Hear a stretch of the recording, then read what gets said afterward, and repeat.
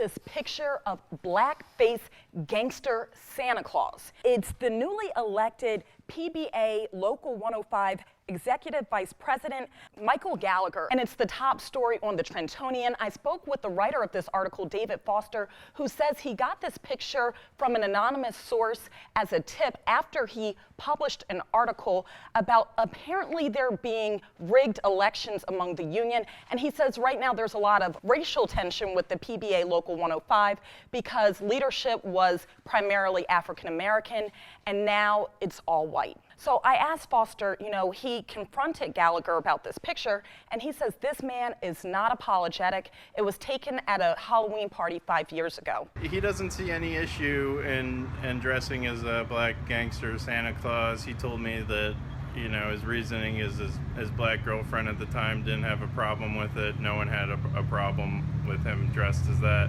And he actually won first place, he said, for the Halloween costume party. Gallagher works at a prison in South Jersey, making $85,000 a year. Those at the Trentonian expect the story will blow up. And I had to ask Foster, have you had any traction already? The ACLU said some tweet, no, regarding the comment that, about him defending it, that he was dating a black girl. Gotten an email from a PBA Local 105 African American who's asking the state PBA for Gallagher to step down as Executive Vice President number 3 of PBA Local 105.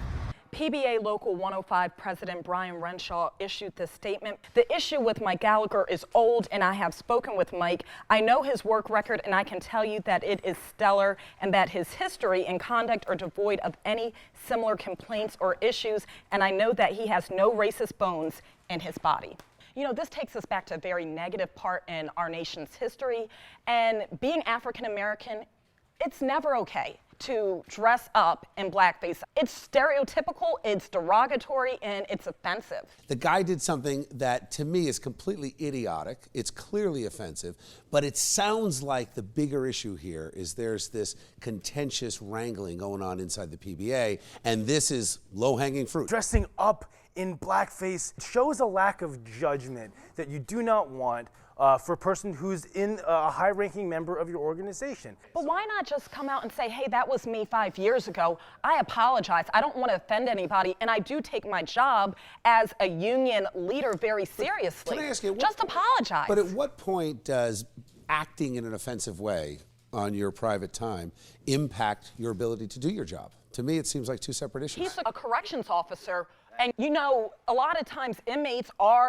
you've got a big population that are African American. I would question how he's going to treat some of these inmates. The reality is that job is so brutal. If you know these corrections officers, the idea of them letting off steam in an offensive way, I'm sure that's the least offensive thing that some of these guys are doing when they're blowing off steam. It's the world we live in.